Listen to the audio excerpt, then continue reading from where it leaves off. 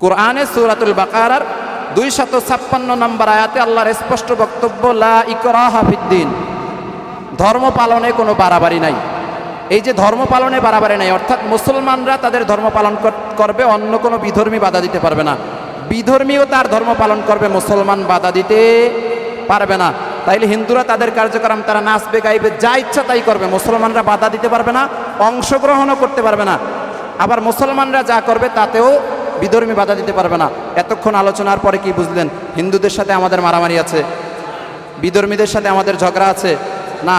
তারা আমাদের সামাজিক জীব হিসেবে তারা আমাদের ভাই, তারা আমাদের বোন, আদমের সন্তান হিসেবে তারা ভাই বোন, তাদের সাথে আমাদের কোনো শত্রুতা নাই।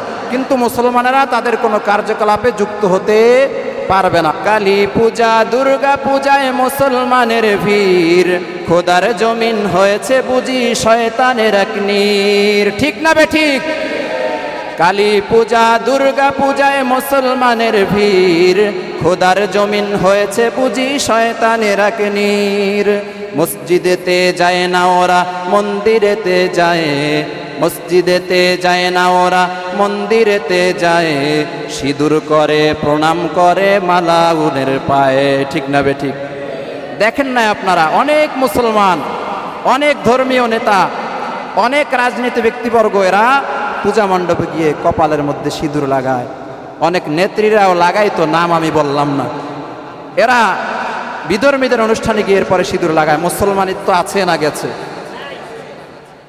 একটি স্বাধীন রাষ্ট্রে সবার অধিকার আছে তার ধর্মীয় আচার বিধি পালন করার।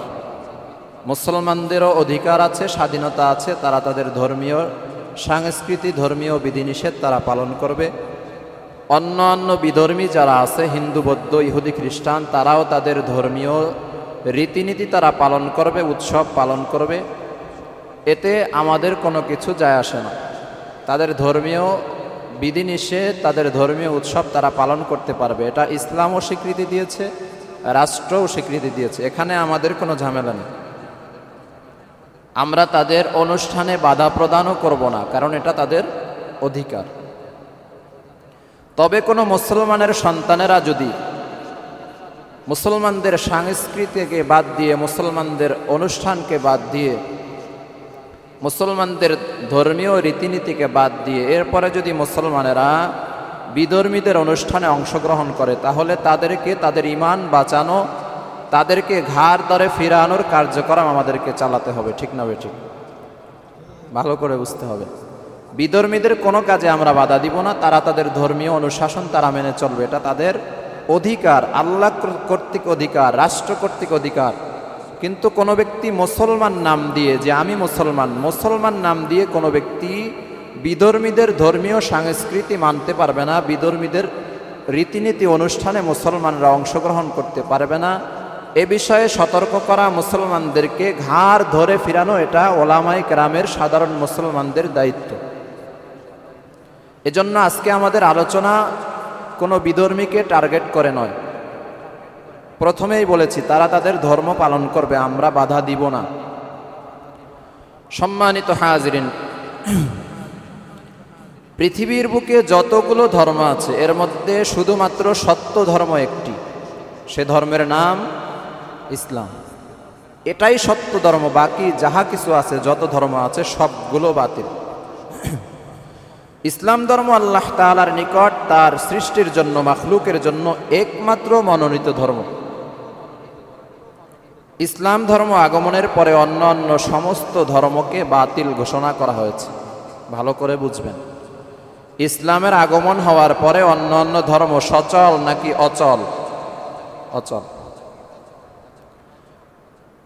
আপনি প্রথমে এক ডাক্তার দেখিয়েছিলেন, সে ডাক্তার বাদ দিয়ে আপনি যখন পুনরায় নতুন কোনো ডাক্তারের কাছে গিয়েছেন, প্রথম ডাক্তারের প্রেসক্রিপশন কি নতুন ডাক্তারের কাছে চলবে, না নতুন প্রেসক্রিপশন লেখা হবে?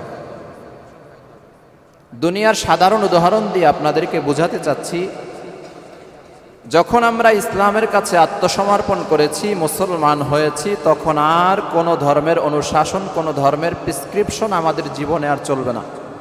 সমস্ত ধর্মের সমস্ত প্রেসক্রিপশন সব কিছু বাদ হয়ে যাবে, শুধুমাত্র ইসলামের রীতিনীতিই মানতে হবে। এ সম্পর্কে আল্লাহ পাক রব্বুল আলামিন সূরা আলে ইমরানের 19 নম্বর আয়াতের মধ্যে স্পষ্ট ঘোষণা করেছেন, ইন্নাদ-দীনা ইনদাল্লাহিল ইসলাম। আল্লাহ তাআলা বলেন, নিশ্চয় আল্লাহ তাআলার কাছে একমাত্র মনোনীত ধর্মের নাম হলো ইসলাম। আল্লাহ প্রদত্ত সার্টিফিকেট প্রাপ্ত একমাত্র ধর্মের নাম কি? ইসলাম। সারা দেশের মধ্যে দেখবেন অনেক জায়গায় অনেক চিকিৎসালয় খুলে বসেছে, এরপরে এরা বলে যে আমাদের সরকার কর্তৃক রেজিস্ট্রেশনকৃত, আমরা রেজিস্ট্রেশন নাম্বার এত এত, এরকম আপনারা দেখেন নাই? এই যে সরকার কর্তৃক রেজিস্ট্রেশনকৃত, যার মানে এখানে উল্টাপাল্টা কিছু হচ্ছে না, এই ওষুধের মধ্যে ভেজাল না, এরকম একটা সার্টিফিকেট সরকার কর্তৃক দেওয়া হয়েছে। ঠিক তেমনি ভাবে আল্লাহ পাক রব্বুল আলামিনও ধর্মের স্বীকৃতি দিয়েছেন, কিন্তু কোন ধর্মকে আল্লাহ তাআলা রেজিস্ট্রেশন করে দিয়েছেন? ইসলাম ধর্ম। ইসলাম সারা পৃথিবীতে যত ধর্ম আছে সবগুলো রেজিস্ট্রেশন বহির্ভূত, এগুলো অচল, শুধুমাত্র সচল হলো ইসলাম ধর্ম। এটাই আল্লাহ পাক রব্বুল আলামিন সূরা আলে ইমরানে স্পষ্ট করে দিয়েছেন। সূরা আলে ইমরানের 85 নম্বর আয়াতের মধ্যে বিষয়টি আল্লাহ তাআলা আরো লাউড অ্যান্ড ক্লিয়ার ভাবে বর্ণিত করেছেন। আল্লাহ তাআলা বলেন, ওয়া মান ইয়াবতাগু গায়রাল ইসলামি দীনা, যে ব্যক্তি ইসলাম ছাড়া অন্য কোনো দিন কামনা করবে, ফালাই ইউকবালা মিনহু, তা কখনোই তার নিকট থেকে গ্রহণ করা হবে না, ওয়া হুয়া ফিল আখিরাতি মিনাল খাসিরিন, আর সে আখিরাতে ক্ষতিগ্রস্তদের অন্তর্ভুক্ত হয়ে যাবে। এই সূরাতু আলে ইমরানের 85 নম্বর আয়াত থেকে আমরা কি বুঝতে পারলাম? শুধুমাত্র ইসলাম মেনে যারা চলবে এরাই নাজাত প্রাপ্ত হবে, এরাই সঠিক পথের উপরে থাকবে। বাকি কেউ যদি অন্য ধর্ম অন্য দিন পালন করে সেটা আল্লাহ তাআলা গ্রহণ করবেন না। শুধু গ্রহণ করবেন না এতটুকুই বলে আল্লাহ তাআলা সাবধান করেন নাই, আরও বলেছেন, কি বলেছেন? যে ব্যক্তি ইসলাম ব্যতীত অন্য দিন পালন করবে সে আখিরাতে ক্ষতিগ্রস্তদের অন্তর্ভুক্ত হবে। ক্ষতিগ্রস্ত মানে জাহান্নামীদের মধ্যে চলে যাবে। সম্মানিত হাজিরিন, ইসলাম পরিপূর্ণ দিন পরিপূর্ণ। ইসলামের মধ্যে বিধর্মীদের কাছ থেকে কোনো কিছু ধার করে আমল আনতে হবে না, হিন্দুদের কাছ থেকেও ধার করতে হবে না, ইহুদি খ্রিস্টান বৌদ্ধদের কাছ থেকেও ধার করতে হবে না। আল্লাহ পাক রব্বুল আলামিন সূরা মায়েদার 3 নম্বর আয়াতের মধ্যে স্পষ্ট বলে দিয়েছেন, আল ইয়াউমা আকমালতু লাকুম দীনাকুম। আল্লাহ তাআলা বলেন, আজ আমি তোমাদের জন্য তোমাদের দ্বীনকে পূর্ণাঙ্গ করে দিলাম। সুবহানাল্লাহ। বিদায় হজের ভাষণে আল্লাহর রাসূল এই আয়াত তেলাওয়াত করেছেন যে, হে মুসলমানেরা, হে আমার 100 লক্ষ বা 2 লক্ষের অধিক সাহাবায়ে কেরাম, দিনের মধ্যে কমতিও করা যাবে না আর বাড়ানোও যাবে না। দিন আল্লাহ তাআলা কমপ্লিট করে দিয়েছেন, বাড়ানোরও সুযোগ নাই, কমানোরও সুযোগ নেই। আল্লাহ তাআলা বলেন, ওয়া আতমামতু আলাইকুম নি'মাতি, তোমাদের প্রতি আমার অনুগ্রহ আমি সম্পূর্ণ করলাম। আমাদেরকে যে মুসলমান বানিয়েছেন, ইসলামের আওতাভুক্ত করেছেন, এটাই হলো আল্লাহ তাআলার পক্ষ থেকে অনুগ্রহ, দয়া। আল্লাহ তাআলা বলেছেন, তোমাদেরকে ইসলামের মধ্যে দাখিল করে প্রবেশ করিয়ে আমি আল্লাহ তোমাদের উপরে অনুগ্রহ সম্পূর্ণ করে দিলাম। সুবহানাল্লাহ। আমাদের উপরে দয়া করা হয়েছে, আমাদেরকে যে ইসলামের মধ্যে প্রবেশ করানো হয়েছে, আমাদেরকে যে মুসলমান সার্টিফিকেট দেওয়া হয়েছে, এটার মাধ্যমে আল্লাহ তাআলা আমাদের উপরে করুণা করেছেন, দয়া করেছেন। আল্লাহ তাআলা বলেন, ওয়া রাদিতু লাকুমুল ইসলাম দীনা, এবং ইসলামকে তোমাদের জন্য মনোনীত দিন হিসেবে আমি নির্ধারণ করে দিয়েছি। এই আয়াত দ্বারা স্পষ্ট হয়ে যায় আল্লাহ তাআলা ইসলামকে কমপ্লিট করে দিয়েছেন, এর মধ্যে বাড়ানোর কোনো সুযোগ নেই, কমানোরও কোনো সুযোগ নেই। আর আল্লাহ তাআলা এই ইসলামের মধ্যে যারা থাকবে তাদের উপরেই সন্তুষ্ট। বিধর্মী যারা, ইসলাম ব্যতীত অন্য কোনো ধর্মের অনুশাসন যারা মানে, এদের উপরে আল্লাহ তাআলা সন্তুষ্ট নাকি অসন্তুষ্ট? অসন্তুষ্ট। ভালো করে বুঝবেন, খুব বেশি মনোযোগী হন, কথাবার্তা বলবেন না।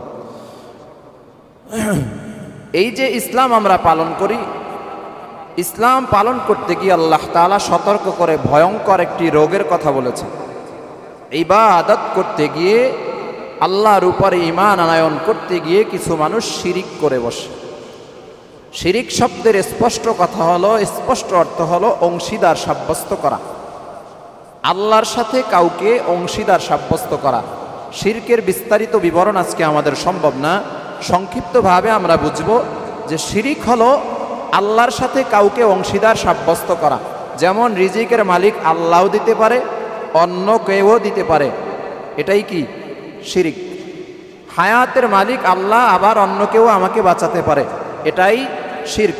সন্তান দেওয়ার মালিক আল্লাহ, তবে খাজা বাবাও দিতে পারে, এটাই শিরক।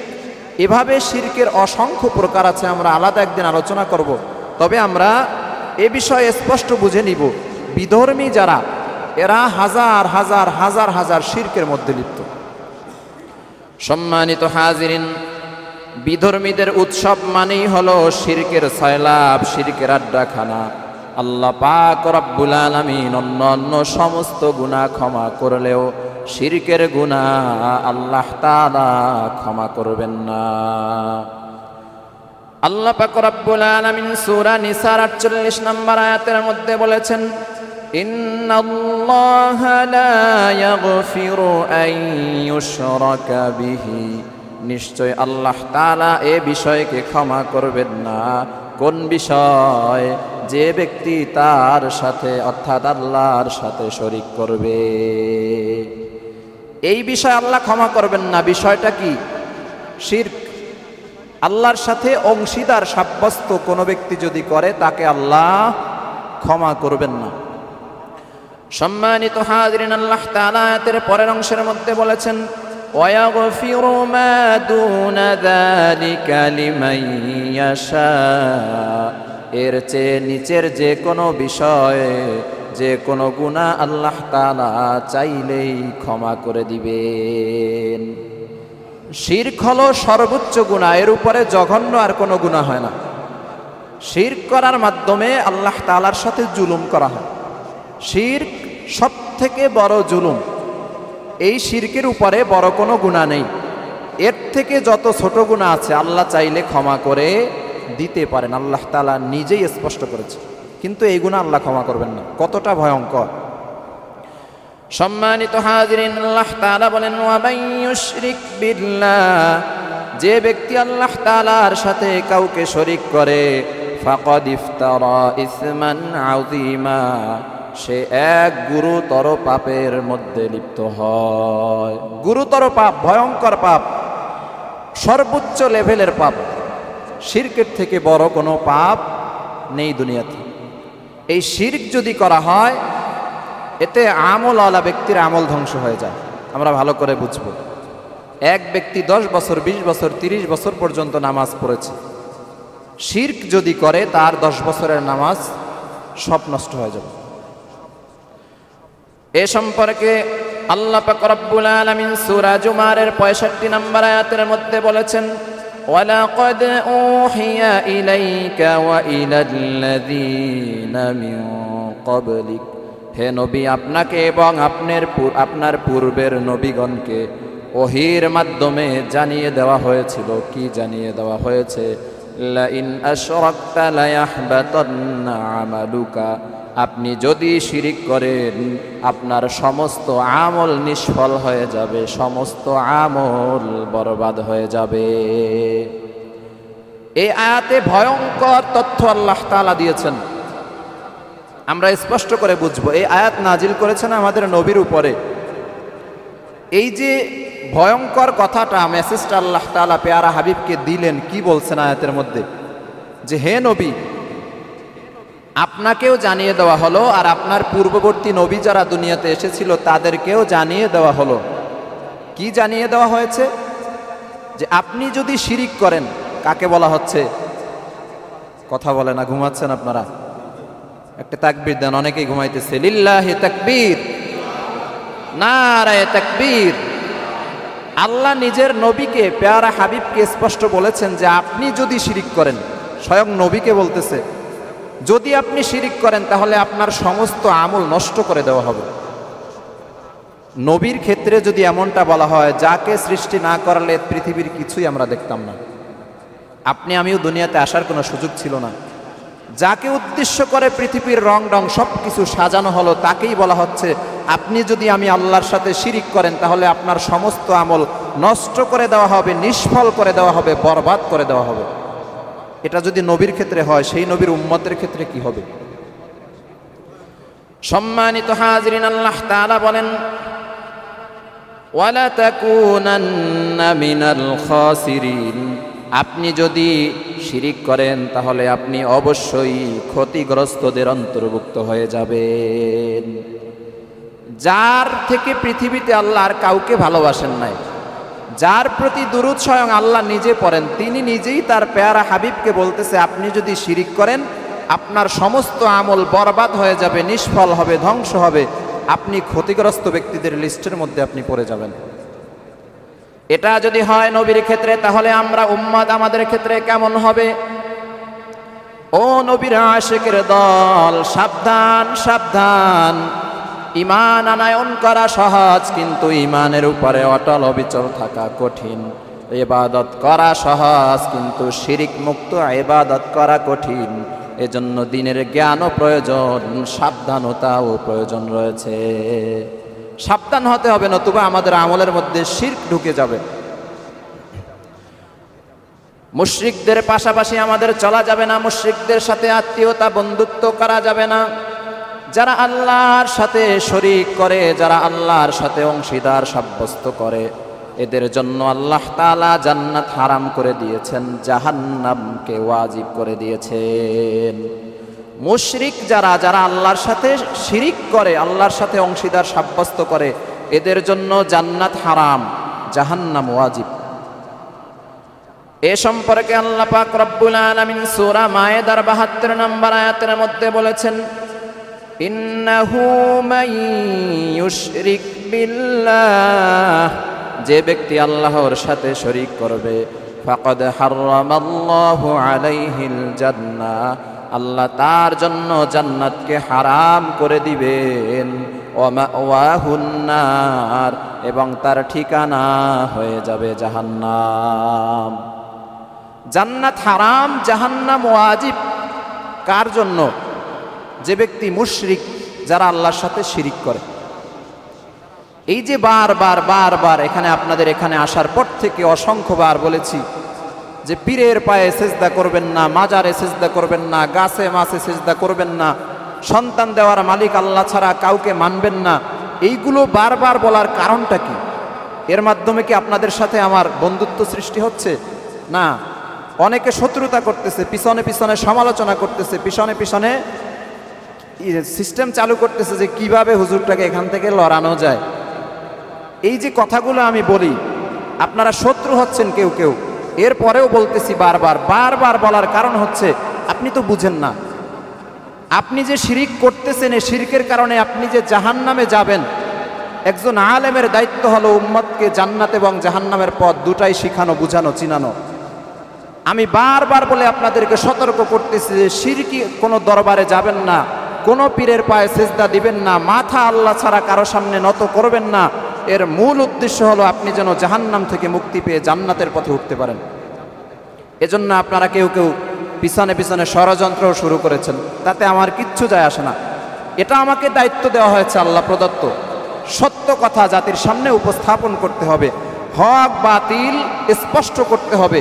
এজন্য বারবার আপনাদের সামনে বলতেছি, তাতে আপনারা আমাকে খারাপ মনে করলেও, শত্রু হয়ে গেলেও আমার কিছুই করার নেই। সম্মানিত হাজরিন, শিরক করা যাবে না, শিরককারীর জন্য জাহান্নাম। এই যে বিধর্মীদের উৎসবে আমরা সম্পৃক্ত হই, বিধর্মীদের উৎসবে আমরা যাই, বিশেষ করে বিভিন্ন পূজা মণ্ডপে আমরা গিয়ে থাকি। এই যে পূজায় আমরা যাই, ওই জায়গার মধ্যে আল্লাহ প্রদত্ত গজব নাজিল হয়। কি নাজিল হয়? গজব। কেউ ঘুমাবেন না, প্লিজ কেউ ঘুমাবেন না। আশেপাশে যারা ঘুমাচ্ছে পাশের লোকজন জাগায় দেন। খুব গুরুত্বপূর্ণ আলোচনা। এ সম্পর্কে প্যারা হাবিব সাল্লাল্লাহু আলাইহি ওয়াসাল্লামের হাদিস বাইহাকি শরীফের 18861 নম্বর হাদিসের মধ্যে বর্ণিত হয়েছে, লা তাদখুলু আলাল মুশরিকিনা ফি আনাসিহিম ইয়াউমা ঈদিহিম। প্যারা হাবিব বলেন, তোমরা মুশরিকদের উৎসবের দিনে তাদের গির্জা মন্দিরে প্রবেশ করবে না। হাদিসের পরের অংশের মধ্যে বলেছেন, ফাইন্নাস সাখতাতা তানজিলু আলাইহিম, কারণ ওই সময় তাদের উপরে আল্লাহ প্রদত্ত গজব নাজিল হয়। এই যে পূজা মণ্ডপ, গির্জা, এই সমস্ত জায়গায় যে শিরকি কার্যক্রম চলে, এই সময় গজব নাজিল করেন কে? আরো জোরে বলেন কে? কোন মুসলমানের বাচ্চা কি গির্জা মন্দিরে যেতে পারে? ভালো করে আমাদেরকে সাবধান হতে হবে। আমরা যদি ওই জায়গার মধ্যে যাই, আমরাও গজবের আওতাভুক্ত হয়ে যাব। সম্মানিত হাজিরিন, বিধর্মীদের উৎসবে যাওয়া হারাম, সেটা হোক মন্দিরে, হোক গির্জায় বা অন্য কোনো জায়গায়। বিধর্মী বলতে মুসলমান ছাড়া যারাই আছে সব বিধর্মী। কোনো বিধর্মীর অনুষ্ঠানে যাওয়া মুসলমানদের জন্য জায়েজ নয়, হারাম। এ সম্পর্কে আল্লাহ তাআলা সূরা ফুরকানের ৭২ নম্বর আয়াতের মধ্যে বলেছেন, ওয়াল্লাযীনা লা ইয়াশহাদুনাজ যুর। আল্লাহ তাআলা বলেন, আল্লাহ তাআলার ঈমানদার বান্দা তো তারাই যারা অন্যায় কাজে অংশগ্রহণ করে না। অন্যায় কাজে যারা অংশগ্রহণ করে না তারা আল্লাহর খাঁটি ঈমানদার বান্দা। আয়াতের পরের অংশের মধ্যে আল্লাহ তাআলা বলেন, ওয়াইদা মাররু বিল্লাগwi মাররু কিরামা। এবং তারা যখন তামাশার মধ্যে লিপ্ত হয়, তামাশার নিকট দিয়ে যায়, অর্থাৎ বিধর্মীদের উৎসবের নিকট দিয়ে যখন মুসলমানেরা যায়, তখন তা ভদ্রভাবে এড়িয়ে যায়। এটাই হলো খাঁটি ঈমানদারের গুণ। আল্লাহ স্পষ্ট করে দিয়েছেন যে খাঁটি ঈমানদার চিনতে চাও, তাহলে তার মধ্যে দুইটি লক্ষণ দেখবা। এক নাম্বার হলো তারা কোনো অন্যায় কাজে অংশগ্রহণ করবে না। এক নাম্বার কি? কোনো অন্যায় কাজে অংশগ্রহণ করবে না, অর্থাৎ হারাম কোনো কাজে অংশগ্রহণ করবে না। ঈমানদার চেনার ২ নাম্বার আলামত হচ্ছে, তারা যদি কোনো গির্জা মন্দিরের পাশ দিয়েও যায় তখন ওই দিকে তাকাবেও না, তারা ভদ্রভাবে ওই জায়গাটাকে তারা এড়িয়ে চলে আসবে। যাবে তো দূরের কথা, তাকাবেও না। এটাই হলো খাঁটি ঈমানদারের পরিচয়। স্বয়ং বলেছেন কে? আরো জোরে বলেন কে? সম্মানিত হাজিরিন, আবু দাউদ শরীফের 4031 নম্বর হাদিসের মধ্যে বর্ণিত হয়েছে, আল্লাহর রাসূল বলেন, মান তাশাব্বাহা বিকওমিন ফাহুয়া মিনহুম। যে ব্যক্তি বিধর্মীদের সাদৃশ্য অবলম্বন করে সে তাদের দলভুক্ত গণ্য হবে। যে ব্যক্তি বিধর্মীদের সংস্কৃতি, কৃষ্টি, কালচার ভালোবাসবে, তাদের ওগুলো অনুসরণ করবে, সেও বিধর্মীদের আওতাভুক্ত হয়ে যাবে, মুসলমান থাকবে। কথা বলেন না? অন্য দলভুক্ত হয়ে যাওয়া মানে মুসলমান থেকে নাম কেটে যাওয়া। এজন্য সাবধান। খুব আনন্দের সাথে অনেকে পূজা মণ্ডপে যায়, এরপরে আরো বিভিন্ন ধরনের বিধর্মীদের অনুষ্ঠানগুলোতে এরা অংশগ্রহণ করে, বুক ফুলিয়ে বলে আমাদের সাথে তাদের ধর্মীয় সম্পৃক্ততা আছে, সম্প্রীতি আছে, ভালোবাসা আছে, মানবতা আছে, যার কারণে আমরা তাদের অনুষ্ঠানে যাচ্ছি। আল্লাহর রাসূল কি বলেছে সেই দিকে খবর নাই, ঈমান ধ্বংস করে এরপরে তারা বিভিন্ন বিধর্মীদের অনুষ্ঠানে যাচ্ছে। সম্মানিত উপস্থিতি, কোন মুসলমান কেন বিজাতীয় সংস্কৃতি গ্রহণ করতে পারবে না? নবীর যুগে কোন ইহুদি মুসলমান হওয়ার পরেও তারা ইহুদি ধর্মের রীতিনীতি মেনে কিছু কিছু কাজ করত। ভালো করে আমরা বুঝব। বিশেষ করে ইহুদিদের আনন্দের দিন হলো শনিবার দিন। মুসলমানদের কোন দিন? ইহুদিদের হলো শনিবার দিন। অনেক লোক দেখা গেছে মুসলমান হওয়ার পরেও শনিবার দিন তাদের অনুষ্ঠানে যাইতো। মুসলমান হওয়ার পরেও তারা তাওরাত কিতাব তেলাওয়াত করত। এমনও পরিস্থিতিতে আল্লাহ পাক রব্বুল আলামিন সহ্য করেন না, আল্লাহ তাআলা রাগান্বিত হইলেন। আল্লাহ পাক রব্বুল আলামিন আয়াত নাজিল করলেন সূরা বাকারার 256 নম্বর আয়াতের মধ্যে আল্লাহ তাআলা বলেন, ফামান ইয়াকফুর বিত্তাগুতি ওয়া ইউমিন বিল্লাহ, যে ব্যক্তি তাগুতকে অর্থাৎ দেব দেবীকে অস্বীকার করলো এবং আল্লাহর উপরে ঈমান আনলো, ফাকাদ ইসতামসাকা বিল উরওয়াতিল উসকা, সে এক মজবুত হাতল ধারণ করলো, লাং ফিসামা লাহা, যা ভেঙে যাওয়ার কোনো আশঙ্কা নেই। আল্লাহু সামিউন আলিম, আল্লাহ পাক রব্বুল আলামিন সব কিছু শোনেন এবং জানেন। সুবহানাল্লাহ। এই আয়াতে আল্লাহ তাআলা স্পষ্ট করে দিয়েছেন এই আয়াতটা কখন নাজিল হয়েছে, যখন কোনো কিছু কিছু মানুষ মুসলমান হওয়ার পরেও ইহুদিদের ধর্মীয় রীতিনীতিতে অংশগ্রহণ করত। শনিবার দিন ইহুদিদের আনন্দের দিন, সেখানে যাইতো। তাওরাত কিতাব কি মুসলমানদের ধর্মীয় কিতাব? না, খ্রিস্টানদের, ইহুদিদের ধর্মীয় কিতাব। সেই ধর্মীয় কিতাব তাওরাত কিতাব কিছু কিছু মুসলমান তারা ইহুদি ধর্ম থেকে ফেরার পরে মুসলমান হওয়ার পরেও তাওরাত কিতাব পড়তো। এরপরে আল্লাহ তাআলা আয়াত নাজিল করলেন যে ব্যক্তি দেব দেবীকে অস্বীকার করলো, মানে আল্লাহকে যে গ্রহণ করলো, আল্লাহর উপরে যে ঈমান আনলো, সে বাকি সব দেব দেবীকে কি করলো? অস্বীকার করলো। ঈমান আনা মানে আল্লাহর উপরে ঈমান আনা, লা ইলাহা ইল্লাল্লাহ, নেই কোনো মাবুদ, নেই কোনো ইলাহ আল্লাহ ছাড়া। তাইলে আল্লাহ ছাড়া আর সব দেব দেবীকে আমরা কি করলাম? অস্বীকার করলাম। তো যে ব্যক্তি আল্লাহ ছাড়া সমস্ত দেব দেবীকে অস্বীকার করলো, ঈমান আনয়ন করলো, সে শক্ত একটি লাঠি মজবুত করে ধরলো। এটা কেমন লাঠি? আল্লাহ বলেন যে এই লাঠি এটা কখনোই ভাঙার কোনো সম্ভাবনা নেই। সুবহানাল্লাহ। তাহলে আমরা যারা ঈমান আনয়ন করেছি, আমরা আল্লাহ তাআলার রশিকে, আমরা আল্লাহ তাআলার লাঠিকে মজবুত করে ধরেছি, তার জন্য বিধর্মীদের কোনো কার্যক্রমে অংশগ্রহণ করার কোনো সুযোগ নেই। সুযোগ যদি থাকতো তাহলে আমরা অবশ্যই কোরআন হাদিস দিয়ে আপনাদেরকে দলিল দিতাম। এই আয়াতের লক্ষণীয় বিষয় হলো, নিজেকে যদি কোনো ব্যক্তি খাঁটি ঈমানদার দাবি করে তাহলে তার মধ্যে দুইটি শর্ত থাকতে হবে। এক নাম্বার শর্ত হলো, আল্লাহ ছাড়া যত তাগুত আছে, দেব দেবী আছে, নেতা আছে, বিধান প্রণয়নকারী আছে, সবগুলোর প্রতি অনাস্থা জ্ঞাপন করতে হবে, অস্বীকার করতে হবে, সেগুলো থেকে নিজেকে পবিত্র ঘোষণা করতে হবে। কেবলমাত্র একমাত্র আল্লাহর উপরেই ঈমান রাখতে হবে। সুবহানাল্লাহ। ঈমানের এখানে দুটি শর্তের কথা বলা হয়েছে। এক নাম্বার, আল্লাহ ছাড়া সমস্ত দেবদেবী ইত্যাদিকে অস্বীকার করতে হবে, ঘৃণা করতে হবে। দুই নম্বরে, আল্লাহর উপরে পরিপূর্ণ ঈমান আনতে হবে, ইসলামের মধ্যে নিজেকে পরিপূর্ণ প্রবেশ করাতে হবে। সূরা বাকারার 208 নম্বর আয়াতের মধ্যে আল্লাহ তাআলা বলেন, ইয়া আইয়ুহাল্লাযীনা আমানু দুখুলু ফিস-সিলমি কাফা, হে ঈমানদারগণ, তোমরা পরিপূর্ণভাবে ইসলামের মধ্যে প্রবেশ করো। আয়াতের পরের অংশের মধ্যে বলেছেন, ওয়ালা তাত্তাবিউ খুতুওয়াতিশ শাইতান, এবং তোমরা শয়তানের পদাঙ্ক অনুসরণ করো না, শয়তানের অনুসারী হয়ো না। ইন্নাহু লাকুম আদুউম মুবিন, সে তোমাদের প্রকাশ্য দুশমন। এই আয়াতে আল্লাহ তাআলা কি মেসেজ দিয়েছেন? যে তোমরা ইসলামে পরিপূর্ণ প্রবেশ করো, নাকি 90%? কত পার্সেন্ট? জোরে বলেন, কত পার্সেন্ট? 100% প্রবেশ করতে বলেছে। আপনি যদি মুসলমান দাবি করেন, মসজিদে আসেন, আবার মন্দিরেও যান, আপনি পরিপূর্ণ ইসলামে প্রবেশ করেননি। আপনি নামাজও পড়েন, আপনি আবার ইহুদি খ্রিস্টানদের ধর্মীয় কালচারও মানেন, আপনি পরিপূর্ণ ইসলামে প্রবেশ করেননি। আপনি রোজাও রাখেন, নামাজও পড়েন, মাথার মধ্যে টুপিও লাগান, আবার পূজা মণ্ডপে গিয়ে এরপরে পূজার শুভেচ্ছা জানান, আপনি পরিপূর্ণ ইসলামে প্রবেশ করেননি। ঠিক না বেঠিক? সম্মানিত হাজিরিন, পরিপূর্ণভাবে ইসলামে প্রবেশ করতে হবে।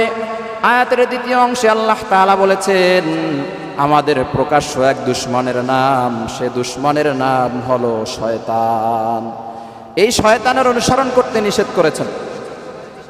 এই আয়াতের মধ্যে যে বললেন ইসলামে প্রবেশ করো এবং তোমরা শয়তানের পদাঙ্ক অনুসরণ করো না, এর মাধ্যমে বোঝা যায় ইসলামের বাহিরে গেলেই অনুসরণ হবে কার? শয়তানের। ইসলামের মধ্যে থাকলে অনুসরণ হয় আল্লাহ এবং আল্লাহর রাসূলের, ইসলাম থেকে বের হলেই অনুসরণ হয় কার? শয়তানের। এজন্য মন্দিরে যাওয়া মুসলমানদের জন্য কাকে অনুসরণ করা? শয়তানকে। সম্মানিত হাজিরিন, নিজেকে মুসলমান দাবি করলে ইসলামের গণ্ডির ভিতরেই থাকতে হবে। বিধর্মীদের সাথে উৎসবে মেতে ওঠার কোনো সুযোগ ইসলামের মধ্যে আল্লাহ এবং আল্লাহর রাসূল রাখেন না। এখন দেখা যায় যে অনেক মুসলমানের সন্তানেরা এরা বিধর্মীদের অনুষ্ঠানে যায়, বন্ধুদের পাল্লায় পড়ে বলে, হুজুর আমার কয়েকটা বন্ধু আছে এরা হিন্দু, কয়েকটা বন্ধু আছে খ্রিস্টান, কয়েকটা বন্ধু আছে ইহুদি, কয়েকটা বন্ধু আছে বৌদ্ধ, তো ওদের ধর্মীয় অনুষ্ঠান যখন হয় তখন আমাকে দাওয়াত দেয়, আমি তখন কি করতে পারি? এই বন্ধু বান্ধবের পাল্লায় পড়ে অনেক মুসলমানের সন্তানেরা বিধর্মীদের অনুষ্ঠানে যায়। আসুন আমরা জেনে নেই এ সম্পর্কে ইসলাম কি বলে। আমাদের সমাজে অনেক মুসলমান আছে বিধর্মীদের সাথে বন্ধুত্ব স্থাপন করে থাকে। বিধর্মীদের সাথে আমরা বন্ধুত্ব করার কোনো সুযোগ রাখি না। আমরা সামাজিক জীব হিসেবে বিধর্মীদের সাথে আমরা সুসম্পর্ক রাখবো। কি সম্পর্ক? সুসম্পর্ক, সামাজিক সম্পর্ক। ভালো করে বুঝবেন। এখানে এসে আমরা গোলমাল পাকায় ফেলাই যে হুজুর তাদের সাথে বন্ধুত্ব করব না, তাইলে কি ঝগড়া করব, তাদের সাথে গ্যাঞ্জাম করব? না। বন্ধুত্ব কি জিনিস আর সামাজিক সম্প্রীতি রক্ষা করা কি জিনিস, এটা আমাদেরকে বুঝতে হবে। এক ব্যক্তির সাথে আপনার সাথে দেখা হয়েছে, আপনি তার সাথে কুশল বিনিময় করলেন, ভাই কেমন আছেন, বাড়িতে সবাই কেমন আছে, এটা সামাজিকতা। আর আরেক ব্যক্তি আছে যার সাথে আপনি ওঠেন বসেন চলাফেরা করেন, তার সাথে একসাথে খাবার খান, মাঝে মাঝে তার সাথে ঘুমান, তার বাড়িতে যান, তাকে আপনি প্রাণপণ বন্ধু মনে করেন, হৃদয়ের ব্যক্তি মনে করেন, এটা হলো বন্ধুত্ব। এই অন্তরঙ্গ বন্ধুত্ব যেটা, এটা করা যাবে না, সামাজিকতা রক্ষা করতে হবে। সম্মানিত হাজিরিন, সূরা মায়েদার 51 নম্বর আয়াতের মধ্যে আল্লাহ তাআলা বলেছেন, ইয়া আইয়ুহাল্লাযীনা আমানু লা তাত্তাখিযুল ইয়াহুদা ওয়ান নাসারা আউলিয়া। আল্লাহ তাআলা বলেন, হে ঈমানদারগণ, তোমরা ইহুদি এবং খ্রিস্টানদেরকে তোমাদের পরম বন্ধুরূপে গ্রহণ করবে না। বা'দুহুম আউলিয়াউ বা'দ, ওরা তোমাদের বন্ধু নয়, ওরা একে অপরের বন্ধু। ইহুদি খ্রিস্টানের বন্ধু, খ্রিস্টান ইহুদি বন্ধু, হিন্দু ইহুদি খ্রিস্টানের বন্ধু, ইহুদি খ্রিস্টান হিন্দুর বন্ধু। মুসলমানের সাথে কোনো বিধর্মীর বন্ধুত্ব হতে পারে না। আল্লাহ তাআলা বলেন, ওয়া মান ইয়াতাওয়াল্লাহুম মিনকুম ফাইন্নাহু মিনহুম, তোমাদের মধ্যে যে ব্যক্তি বিধর্মীদের সাথে বন্ধুত্ব করবে সে ওদের মধ্যেই গণ্য হয়ে যাবে। নাউজুবিল্লাহ। বিধর্মীদের সাথে বন্ধুত্ব করলে সে মুসলমান থাকে না, বিধর্মীদের আওতাভুক্ত হয়ে যায়। এই জিনিসটা মুসলমানদেরকে বোঝানোই যায় না। বিধর্মীর সাথে যদি অন্তরঙ্গ বন্ধুত্ব কেউ করে সে মুসলিম থেকে বেরিয়ে যায়, তাদের অন্তর্ভুক্ত হয়ে যায়। কিয়ামতের দিন তাদের সাথে আল্লাহ উঠাবে। সে বিধর্মী হয়ে যায়, আমি সেটা বলবো না। সে ইহুদি হয়ে যায়, খ্রিস্টান হয়ে যায়, এটা আমি বলবো না। কিন্তু তাদের সাথে হাসর হবে, তাদের দলভুক্ত হয়ে আপনি কিয়ামতে উঠবেন। আর কিয়ামতের দিন যে যার দলভুক্ত হয়ে উঠবে, হিসাব নিকাশ সেভাবে হবে। হিন্দুর সাথে উঠলে হিন্দুর ঠিকানা কোথায়? কথা বলে না। খ্রিস্টানের ঠিকানা কোথায়? ইসলাম ছাড়া, মুসলিম ছাড়া যারা আছে সবার ঠিকানা জাহান্নাম। তাহলে যে বন্ধুত্ব করলো তার ঠিকানা কোথায় হবে? সম্মানিত হাজিরিন, আল্লাহ তাআলা বলেন, ইন্নাল্লাহা লা ইয়াহদিল কওমাজ যালিমিন, নিশ্চয় আল্লাহ তাআলা জালিমদেরকে হেদায়েত দান করেন না। বিধর্মীর সাথে বন্ধুত্ব করাও এটাও জালিমের অন্তর্ভুক্ত, এটাও জুলুম। যে ব্যক্তি জালিমের কাতারে যাবে আল্লাহ তাকে হেদায়েতের পথ আর দেখাবেন না। সে বিধর্মীর সাথেই হাসবে খেলবে, জিন্দিগি শেষ হয়ে যাবে, মারা যাবে, মৃত্যুর পরে যা হওয়ার বিধর্মীর সাথেই হবে। সম্মানিত হাজিরিন, বলবেন যে হুজুর দাওয়াত দিলে তাহলে কি করব? বিধর্মী যদি দাওয়াত দেয় তখন স্পষ্ট বলে দিবেন, ভাই তোমার সাথে আমার সামাজিকতা রক্ষা করার বিধান আছে, তোমার সাথে মানবতার বন্ধন আছে, কিন্তু হৃদ্রতা নাই, বন্ধুত্ব নেই। তোমার ধর্ম তুমি পালন করো, তোমার ধর্মের রীতিনীতি পালন করা আমার ধর্মে জায়েজ নাই, হারাম, তাই তোমার দাওয়াত আমি গ্রহণ করতে পারলাম না। স্পষ্ট বক্তব্য, আমার ধর্ম এটা সাপোর্ট করে না। আমার ধর্ম ইসলাম ধর্ম তোমার ধর্মের কার্যকলাপে যুক্ত হতে সাপোর্ট দেয় না, সুতরাং আমি যেতে পারবো না। তোমার সাথে আমার সামাজিক বন্ধুত্ব আছে, তুমি এক সমাজে বাস করো, আমিও বাস করি, কিন্তু তোমার অনুষ্ঠানে আমি যেতে পারবো না। বিধর্মীদের ধর্মীয় অনুষ্ঠানে যোগদান করা মুসলমানদের জন্য হারাম। সহিহ ইবনে হিব্বানের 2186 নম্বর হাদিসের মধ্যে বর্ণিত হয়েছে, খালিফুল ইয়াহুদা ওয়ান নাসারা فإنهم لا يصلون في خلافهم ولا في نعالهم আল্লাহর রাসূল বলেন, তোমরা ইহুদি খ্রিস্টানদের কর্মপন্থার বিরোধিতা করবে এবং তাদের ধর্মীয় কৃষ্টি কালচারে অনুষ্ঠানে তোমরা অংশগ্রহণ করবে না। স্পষ্ট বক্তব্য, বিধর্মীদের অনুষ্ঠানে যাওয়া মুসলমানদের জন্য হালাল না হারাম? আরো জোরে বলেন, হালাল না হারাম? সম্মানিত হাজিরিন, হিন্দুদের সাথে, বিধর্মীদের সাথে, খ্রিস্টানদের সাথে মিলেমিশে একাকার হয়ে গেলে মুসলমানিত্ব থাকে না। এজন্য মুসলমানিত্ব টিকিয়ে রাখতে হলে ইসলামের বিধান মানতে হবে। ইসলামের বাহিরে গিয়ে বিধর্মীদের সাথে তাল মিলানো যাবে না। কোথায় গেল মুসলমানি, কেমনে থাকবে ঈমান? এক পাশে তোর জান্নাত হবে, অপর পাশে জাহান্নাম। ডান পাশে তোর জান্নাত হবে, বাম পাশে তোর জাহান্নাম। ওরে আধুনিক জামানায় কত রকম গান শোনা যায়। ওরে মুসলমানের সন্তান হইয়া, মুসলমানের সন্তান হইয়া মারে কৃষ্ণ রাধার গান। ঠিক না বে ঠিক? জোরে বলেন না, ঠিক না বে ঠিক? মুসলমানদের সন্তানদের মুখে হিন্দুদের সংস্কৃতির গান শোনা যায়। মুসলমানের সন্তান হইয়া মারে কৃষ্ণ রাধার গান। এক পাশে তোর জান্নাত হবে, অপর পাশে জাহান্নাম। কোথায় গেল মুসলমানি, কেমনে থাকবে ঈমান? এক পাশে তোর জান্নাত হবে, অপর পাশে জাহান্নাম।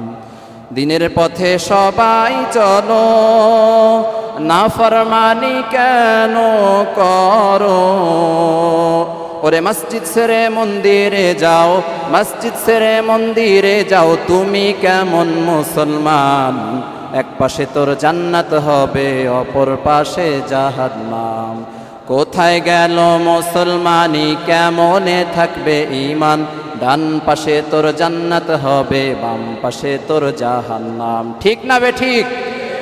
সম্মানিত হাজিরের জন্য বিধর্মীদের সাথে একাকার হওয়া যাবে না। পূজায় যে অনেক মুসলমানেরা শুভেচ্ছা জানায়, এটা কি জায়েজ নাকি হারাম? ইমাম ইবনুল কাইয়্যিম রাহমাতুল্লাহি আলাইহি আহকামুল আহলিজ জিম্মা নামক কিতাবের 431 নম্বর পৃষ্ঠার মধ্যে বর্ণনা করেন, ওয়া আম্মাত তাহনিয়াতু বিশাআইরিল কুফরিল মুখতাসসাতি বিহি ফাহারামুন বিল ইত্তিফাক। ইমাম ইবনুল কাইয়্যিম রাহমাতুল্লাহি আলাইহি বলেন, সমস্ত ওলামায়ে কেরাম ঐক্যমত, 4 মাযহাবের সমস্ত বিজ্ঞ ফুকাহায়ে কেরাম ঐক্যমত, কোন মুসলমান বিধর্মীদের পূজায় শুভেচ্ছা জানাতে পারবে না, এটা হারাম। বিধর্মীদের পূজায় শুভেচ্ছা জানানো যাবে না। অনেক মুসলমানেরা, অনেক আলেমেরা দাড়ি টুপি রেখে এরপরে বিধর্মীদের পূজায় পরে শুভেচ্ছা জানায়, এরা মুসলমান থাকবে না, বেঈমানের লিস্টে চলে যাবে।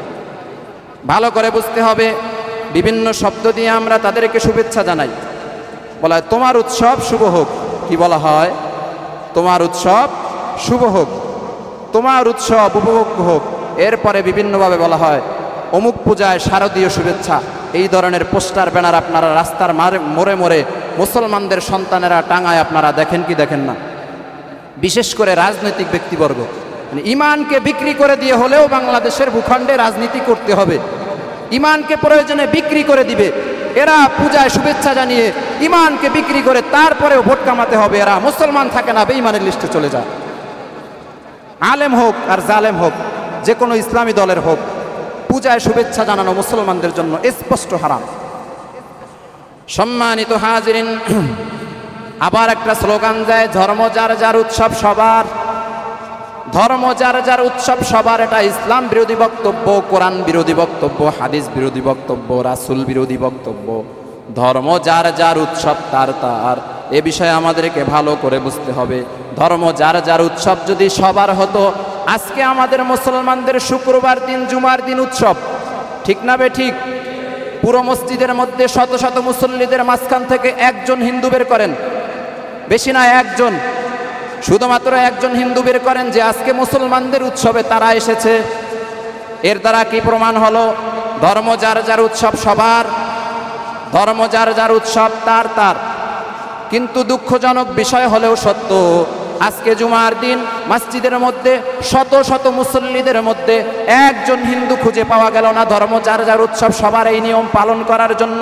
কিন্তু দুঃখজনক বিষয় হলো মন্দিরের মধ্যে গিয়ে দেখবেন, পূজার মণ্ডপে গিয়ে দেখবেন অসংখ্য মুসলমানেরা ইমানকে বিক্রি করে নির্লজ্জ হয়ে এদের ইমানকে জবাই করে দিয়ে এরপরে পূজার মধ্যে গিয়ে শরিক হয়।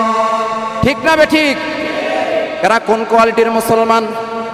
ধর্ম যার যার উৎসব সবার এই স্লোগান যারা দেয় এদেরকে স্পষ্ট করে বক্তব্য জানিয়ে দিতে চাই, ধর্ম যার যার উৎসব সবার এটাই যদি হতো তাহলে জুমার দিন মুসলমানদের মসজিদে হিন্দু কেন নাই, খ্রিস্টান কেন নাই, বৌদ্ধ কেন নাই?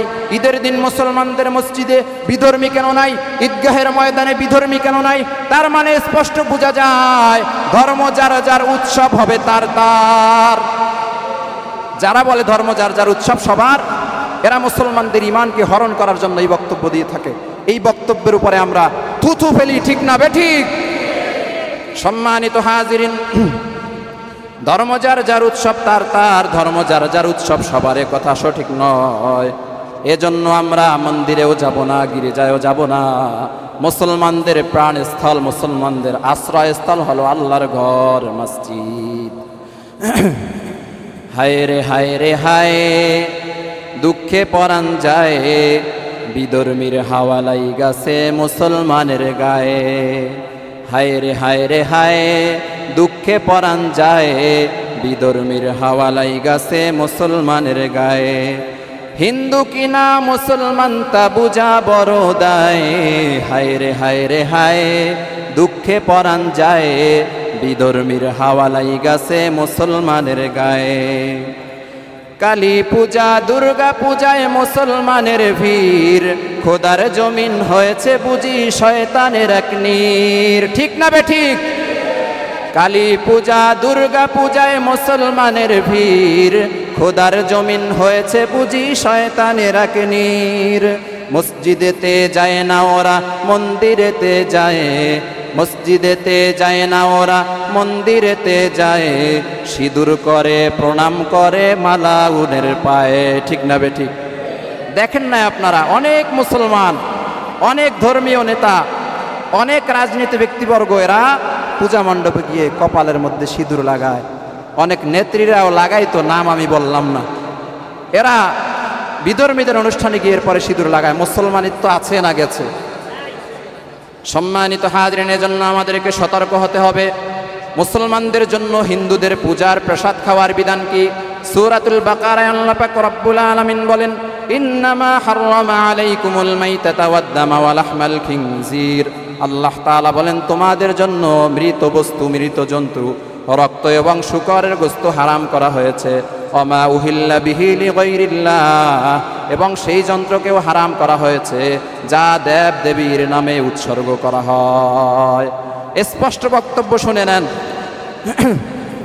মুসলমান এবং হিন্দু বা বিধর্মীদের মাঝে উপহার দেওয়া নেওয়া যায় যদি সেটার ভিতরে হারাম কোনো বস্তু না থাকে, আর যদি সেটা কোনো দেবদেবীর নামে মানতকৃত না হয়। ভালো করে বুঝবেন। এখন কথা হলো, হিন্দুদের পূজায় গিয়ে বা না গিয়ে আমাদের বাসায় যে প্রসাদ পাঠাইয়া দেয়, এটা খাওয়া জায়েজ নাকি হারাম? দুই কারণে হারাম। কয় কারণে? দুই কারণে। এক নাম্বার হলো, হিন্দুদের যে প্রসাদ, তাদের দেবদেবীর নামে এটা উৎসর্গকৃত খাবার। আল্লাহর নাম ছাড়া যা অন্য কোনো জিনিসের নামে, অন্য কোনো ব্যক্তির নামে, দেবদেবীর নামে যেই জিনিস উৎসর্গ করা হয়, মুসলমানদের জন্য এটা হালাল না হারাম? হিন্দুদের পূজার প্রসাদ মুসলমান খেতে পারবে? দুই নাম্বার কারণ হলো, প্রসাদে যে উপাদান আছে, যা দিয়ে প্রসাদ বানানো হয়, এর ভিতরে অনেকগুলো জিনিস হারাম আছে। বিশেষত 5টি জিনিস দিয়ে হিন্দুরা বিভিন্ন খাবার তৈরি করে থাকে। কয়টি জিনিস? 5টি। এক নাম্বার হলো গোবর। এক নাম্বার কি? খুব মজা খাইতে, ঠিক না? 2 নাম্বার হচ্ছে গোমূত্র, অর্থাৎ গরুর পেশাব। ভালো করে শুনবেন। 3 নাম্বার দুধ, 4 নাম্বার ঘি, 5 নাম্বার হলো দধি। এর ভিতরে আমাদের জন্য কয়টা হালাল? 3টা। হারাম কয়টি? 2টি, গোবর এবং গোমূত্র। এই 2টা জিনিস আমাদের জন্য হারাম। এই 2টা আমরা খেতে পারবো। তাহলে প্রসাদ যে বানানো হয়, এর ভিতরে গোবর অথবা গরুর পেশাব দেওয়া হয় কি হয় না? কথা বলে না এখন। এটাই বাস্তবতা, এটাই আপনি ইন্টারনেটে সার্চ দিয়েও এটাই পাবেন। এই 5টি জিনিস দিয়ে তাদের বেশিরভাগ খাবার তৈরি করা হয়। তাহলে মুসলমানদের জন্য গরুর পেশাব অথবা গরুর গোবর খাওয়া হালাল না হারাম? প্রসাদ খাওয়া এখন মুসলমানদের জন্য তাইলে হালাল না হারাম? স্পষ্ট বক্তব্য, ভালো করে বুঝবেন। দুই কারণে হারাম। এক নাম্বার, এর ভিতরে হারাম দ্রব্য আছে, উপাদানে হারাম আছে। দুই নাম্বার হলো এটা দেবদেবীর নামে উৎসর্গকৃত, আল্লাহ ছাড়া অন্য নামে উৎসর্গকৃত হলে সেটা মুসলমানদের জন্য খাওয়া জায়েজ নেই। এখন এতক্ষণ আলোচনার পরে অনেকের মাথায় ঘুরবে, তাইলে হিন্দুদের সাথে তো আমাদের ঝগড়া, তাদের সাথে জ্ঞানজাম করতে হইবে, তাদের ধর্মীয় রীতিনীতি মানতে বাধা দিতে হবে। না, কোরআনে সূরাতুল বাকারার 256 নম্বর আয়াতে আল্লাহর স্পষ্ট বক্তব্য, লা ইকরাহা ফিদ্দিন, ধর্ম পালনে কোনো বাড়াবাড়ি নাই। এই যে ধর্ম পালনে বাড়াবাড়ি নাই, অর্থাৎ মুসলমানরা তাদের ধর্ম পালন করবে, অন্য কোনো বিধর্মী বাধা দিতে পারবে না। বিধর্মীও তার ধর্ম পালন করবে, মুসলমান বাধা দিতে পারবে না। তাইলে হিন্দুরা তাদের কার্যক্রম তারা নাচবে গাইবে যা ইচ্ছা তাই করবে, মুসলমানরা বাধা দিতে পারবে না, অংশগ্রহণও করতে পারবে না। আবার মুসলমানরা যা করবে তাতেও বিধর্মী বাধা দিতে পারবে না। এতক্ষণ আলোচনার পরে কি বুঝলেন? হিন্দুদের সাথে আমাদের মারামারি আছে, বিধর্মীদের সাথে আমাদের ঝগড়া আছে? না, তারা আমাদের সামাজিক জীব হিসেবে তারা আমাদের ভাই, তারা আমাদের বোন, আদমের সন্তান হিসেবে তারা ভাই বোন, তাদের সাথে আমাদের কোনো শত্রুতা নাই। কিন্তু মুসলমানেরা তাদের কোনো কার্যকলাপে যুক্ত হতে পারবে না। আল্লাহ তাআলা আমাদেরকে যেন আমল করার তৌফিক দান করেন, আমিন।